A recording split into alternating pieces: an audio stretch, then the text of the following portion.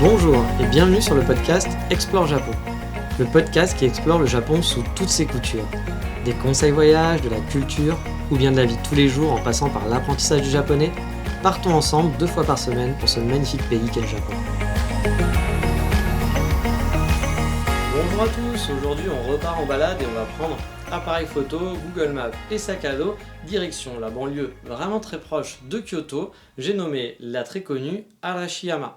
Arashiyama, vous le savez sûrement, c'est un des power spots lorsqu'on fait un voyage au Japon, c'est-à-dire un coin qui est obligatoire si on fait un voyage au Japon. C'est l'un des coins les plus connus de Kyoto et incontournable pour tout touriste qui se respecte.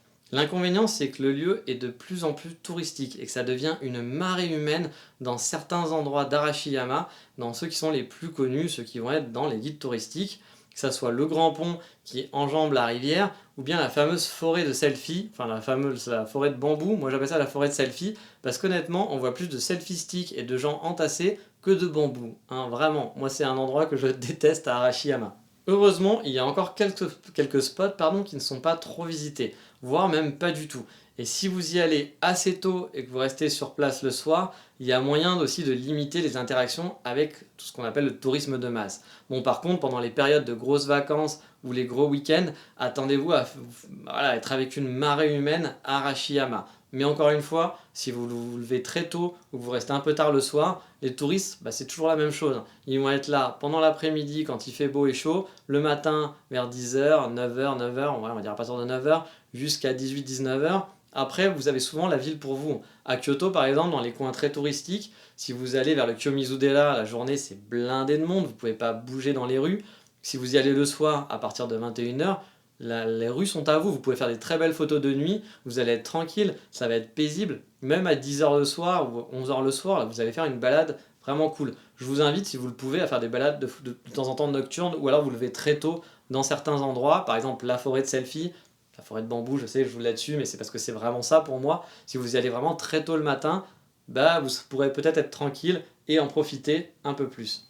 Mais bon, quoi qu'il arrive, Arashiyama, ça reste un incontournable en voyage. Je vais donc vous faire un petit trajet sur les classiques, mais pas que. Comme d'habitude, on va resituer un petit peu Arashiyama. La ville est au nord-ouest de Kyoto. C'est très facilement accessible, il y a plusieurs lignes de train qui permettent d'y accéder, que ce soit via la JR Station, donc la Kyoto Station qui est la grosse gare, ou bien dans le centre via la ligne Hankyu avec un changement. Il y a aussi des bus qui y vont, il y a un autre train, je ne me souviens plus le nom de la compagnie, mais c'est un genre de tramway qui traverse la ville à un moment donné, qui peut permettre de vous y rendre. Donc en plus, Arashiyama, il y a seulement quelques minutes. Le trajet peut même se faire à pied pour les gros marcheurs. Alors quand je dis quelques minutes, il faut quand même compter environ, je pense, 1h30, 2h pour y aller suivant votre rythme de marche. Mais ça se fait aussi à pied. Si par exemple vous n'avez pas envie de prendre des transports, que vous avez du temps, je ne conseille pas forcément parce que les trajets entre Arashiyama et Kyoto n'est pas toujours somptueux. On ne tombe pas dans des ruelles qui sont toujours super cool. Mais voilà, si vous n'avez pas envie de prendre des transports et que vous avez envie de marcher à fond, ça peut se faire aussi. Alors vous le savez, moi j'adore marcher. J'ai déjà fait le chemin, donc comme je vous avais dit, aller-retour. Et ouais, c'est pas hyper chouette. Il y a des zones qui sont très résidentielles où il n'y a pas grand chose à voir, ou des grandes avenues qui, ça respire pas le coin photo, quoi, on va dire. Donc, pour moi, vaut mieux prendre le train quand même, ce sera plus simple. Et en train, ça se fait vraiment très très vite. C'est à un quart d'heure, 20 minutes à peine du centre de Kyoto. Donc, arrivé sur place, on va faire le classique. Vous me connaissez à force, on va aller au café. Vous y couperez pas, quoi qu'il arrive, à chaque fois qu'on va quelque part. Si vous ne voulez pas perdre une minute, vous pouvez tenter de prendre un takeaway chez la marque Arabica. Le café en fait est posé sur le long de la rivière dans une toute petite guérite en verre hyper design. Mais attention, il y a souvent une queue de fou parce que c'est très connu. Arabica en fait c'est la marque avec un pourcent. Voilà, vous l'avez peut-être déjà vu quelque part. C'est une marque qui vient de Kyoto et qui a été en fait maintenant qui est un peu exploitée dans le monde. Il y en a même à Paris, je crois maintenant. Il me semble qu'ils ont ils ont eu un pop-up store, mais je ne sais pas s'ils sont toujours là, qui était à Paris, et ils sont dans les pays du Golfe, etc. Ça cartonne, visuellement ils savent faire le job, mais bon, le café est bien, correct, c'est pas le meilleur café du monde, mais il reste quand même très correct. Par contre, voilà, le problème, c'est que c'est tout le temps blindé, il y a une horde de touristes qui veut faire sa photo avec son petit gobelet Arabica devant la rivière, c'est un classique, et du coup, si vous arrivez tôt le matin, peut-être que il y aura pas grand monde, mais sinon dans la journée, ça risque d'être un peu compliqué. Pour vous dire, moi j'avais voulu l'essayer il y a très longtemps, et à chaque fois que j'allais à Arashiyama, il y avait trop de gens pour moi, j'avais pas envie de faire la queue pendant 25 minutes juste pour prendre un café, surtout qu'on peut même pas se poser, parce que c'est vraiment du take-away, donc même si le lieu est joli, bon j'avais pas envie. Et du coup, j'avais réussi à y aller une fois parce qu'un jour, il avait neigé à Kyoto et je m'étais levé, je m'étais réveillé, enfin non, je m'étais pas dormi, en fait, je m'étais pas endormi. J'avais regardé par la fenêtre, il devait être 3 heures du mat et j'ai vu qu'il commençait à neiger. Je me suis dit, bon, allez, je vais faire des photos sous la neige, ça va être cool. Et du coup, à 4 heures ou 5 heures du mat, j'avais pris le premier train pour Arashiyama et j'étais parti faire des photos sous la neige là-bas. Je vous mettrai sûrement des photos sur Explore Japon de cette petite escapade sous la neige parce que c'était vraiment chouette. Mais ce qu'il faut savoir, c'est qu'à 8 heures, bah, je crois que même avant 8, non, je devais peut-être être à 8 heures à Arashiyama, donc à Arabika, parce que j'avais fait tout mon petit tour avant, et il commençait à avoir du monde. Donc c'est pour vous dire. Mais j'avais quand même pu le tester ce jour-là. Ensuite, il y a un autre café que j'ai pu tester là-bas. Bon, c'est plus pour une pause gourmande que pour un café. Le café était lambda, c'était pas mauvais, mais c'était pas non plus ce que j'ai l'habitude de boire, un bon coffee shop. Ça s'appelait Ex Café. Et si vous aimez les pâtisseries japonaises, bah vous allez adorer, car on peut avoir des dango qui sont des genres de brochettes magnifiquement présentées sur une genre de pierre chauffante, ou bien un cake noir au thé matcha qui était vraiment pas mauvais, et aussi l'assiette était magnifiquement dressée, ça fait des très jolies photos, pareil je vous les mettrai sur Explore Japon, et c'était franchement pas mauvais. L'endroit fait un mélange de traditionnel et de moderne en plus, c'est vraiment très chouette de se poser là-bas. Moi j'avais vraiment beaucoup apprécié, même si le café n'était pas excellent. Si vous voulez plutôt un vrai coffee shop, il va falloir vous tourner vers un tout nouveau qui a ouvert de l'autre côté de la rivière et qui s'appelle Au Café. En fait, Au Café, c'est pas nouveau. C'est un café, moi, que j'ai jamais mis dans les tours à Kyoto, enfin dans mes guides tours à Kyoto dans le podcast, parce que je l'avais pas essayé dans le centre, parce que j'aime pas trop le propriétaire qui se la pète un peu, il se met toujours en scène. Peut-être qu'il est très gentil, hein, peut-être qu'il fait ça juste pour rigoler, que c'est une blague, mais du coup, j'avoue qu'il fait toujours la même.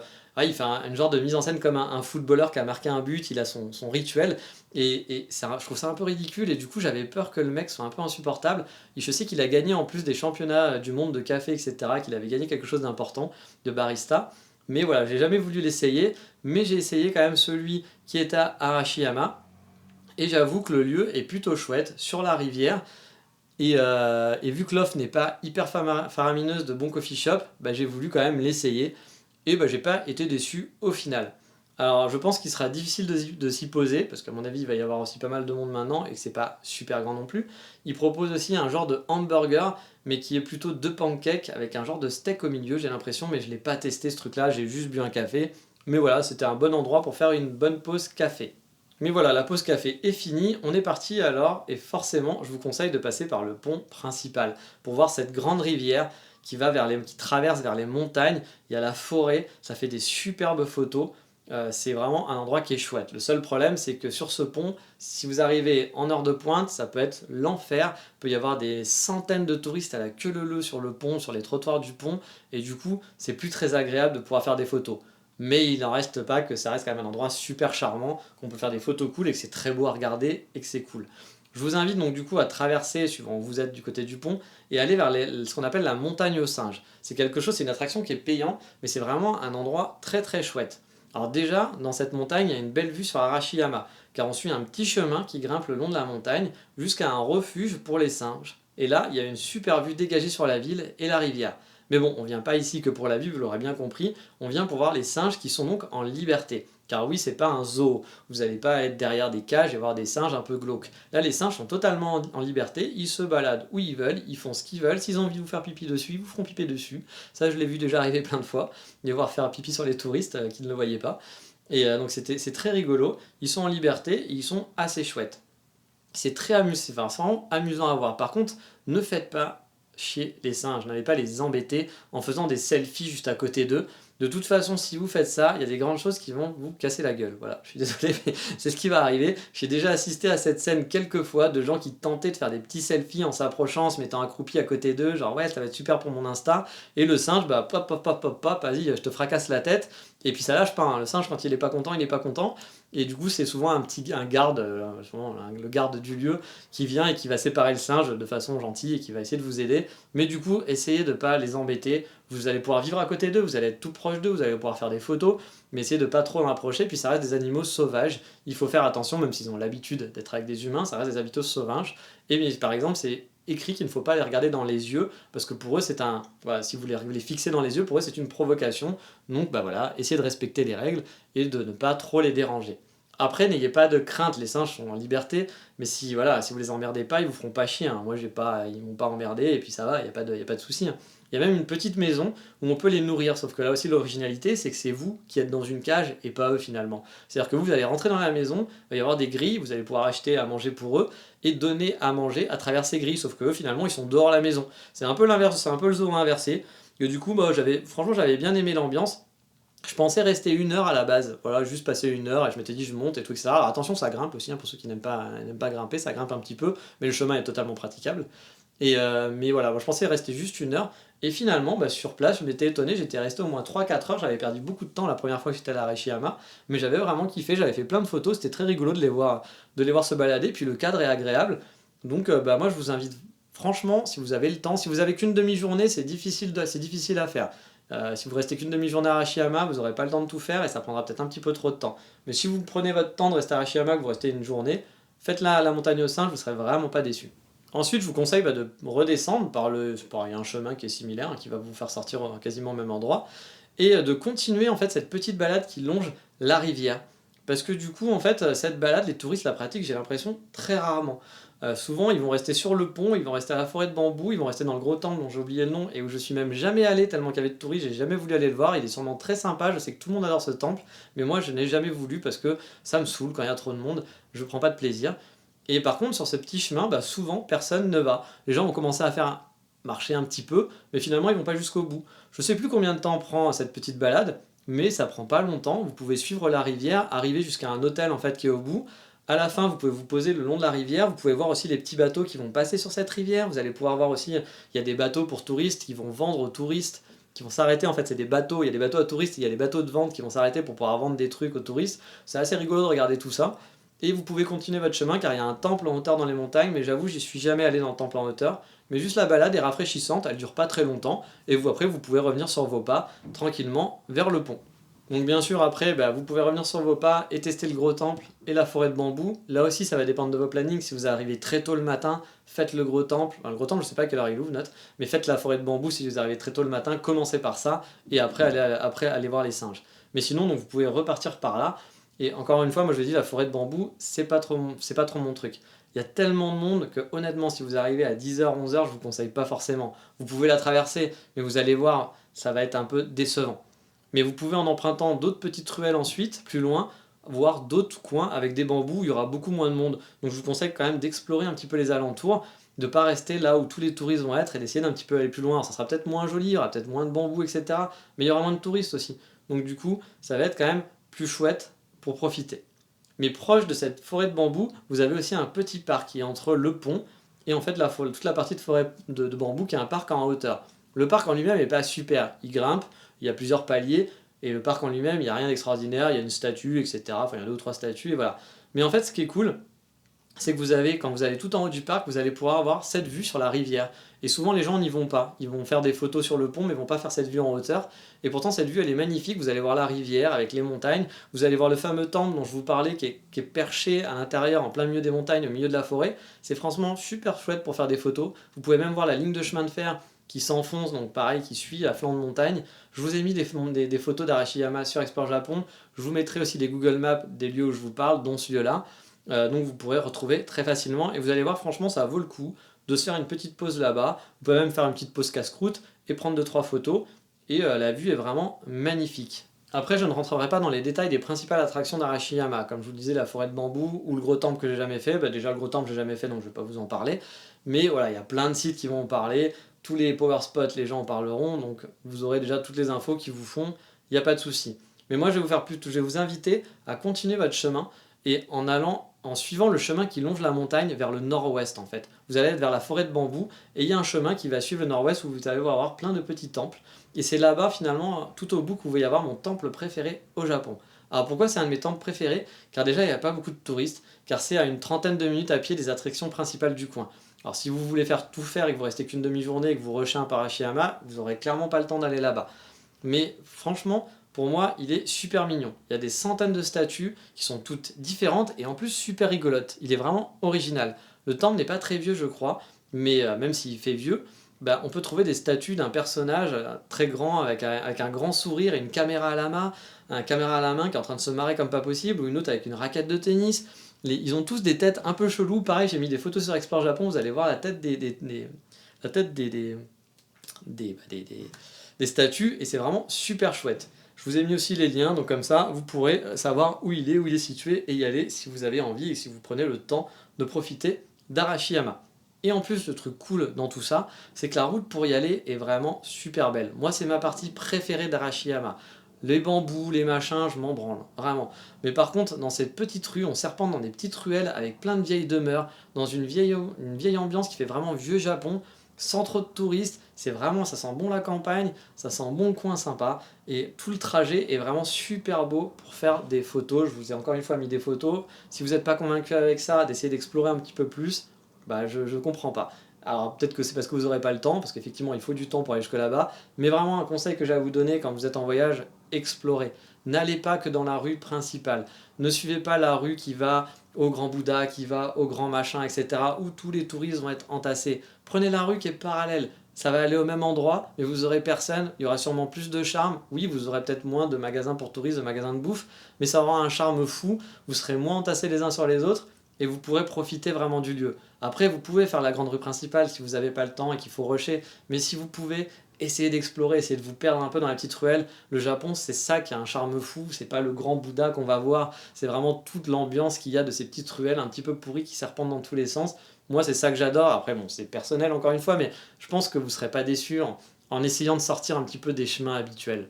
En plus, sur le trajet dont je vous parle, il y a plein de temples qui sont disséminés, qui sont plus ou moins intéressants. À vous de voir si vous avez le budget, parce qu'il faut les payer à chaque fois pour faire des pauses ou non. Un temple, c'est pas très cher à la base, mais quand vous en faites 10 dans une journée, bah, ça commence à faire voilà, un temple à 500 yens. Vous dites, bon, bah, c'est 5 balles, 4 balles, c'est pas très cher. Si vous en faites 10, ça fait 40 € la journée. Ça commence à faire cher pour avoir visité que des temples. Donc, à vous de voir et de sélectionner ceux qui vous intéressent ou juste de passer devant et d'aller à un seul et d'aller au dernier. S'il n'y en a qu'un seul, pour moi, c'est celui qui est tout au bout, celui que je vous aurais noté sur le site Explore Japon.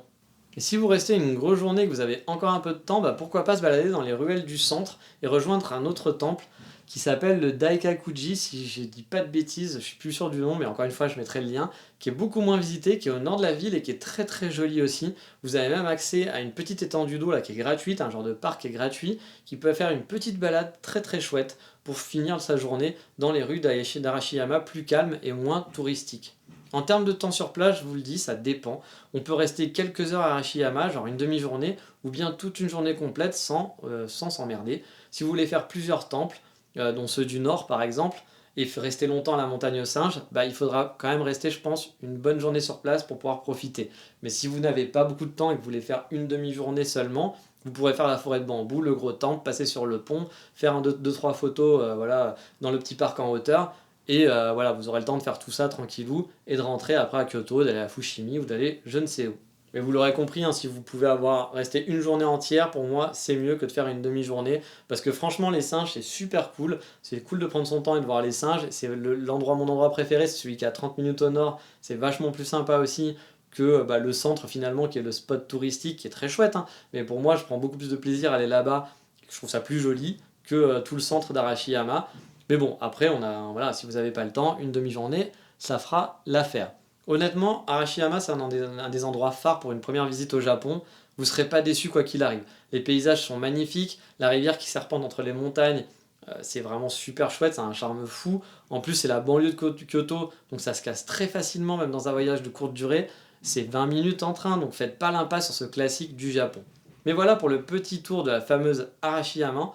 Maintenant, il est grand temps de passer, comme d'habitude, vous le savez, au coup de cœur du moment.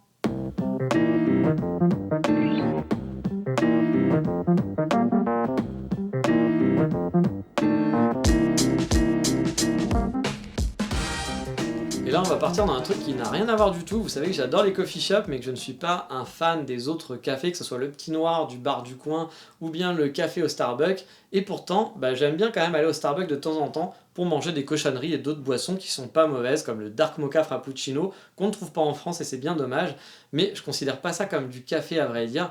Pour moi, c'est plus voilà, de la gourmandise et des choses sucrées à manger. Mais alors, mon coup de cœur du moment, c'est quoi? Eh bien, c'est leur sandwich. Bah oui, parce qu'ils font un jambon fromage qu'ils réchauffent du coup. Le fromage est fondant, la baguette est moelleuse et un peu croustillant. C'est con, mais pour moi, c'est quasi une drogue. Heureusement que j'aime pas le café là-bas, parce que sinon, je passerais ma journée à manger des sandwichs. Tous les jours, j'irais manger des sandwichs du Starbucks.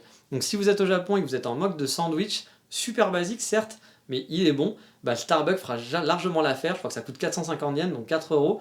Je pensais même à la base c'était un petit plaisir honteux, donc j'en parlais pas souvent, mais j'ai une de mes amies françaises qui m'a dit aussi qu'elle kiffait ce sandwich. Du coup, je peux faire mon coming out et en parler dans ce podcast. Donc si vous aimez les sandwichs à la con, celui du Starbucks fera vraiment l'affaire, il est délicieux. Mais voilà, on en a fini pour aujourd'hui, et dans le prochain épisode, on se fera encore une balade, mais cette fois vers Tokyo, dans la deuxième plus grande ville du Japon, à Yokohama. Mais ça, comme vous le savez, c'est pour le prochain épisode. Je vous dis à bientôt, ciao, bye bye.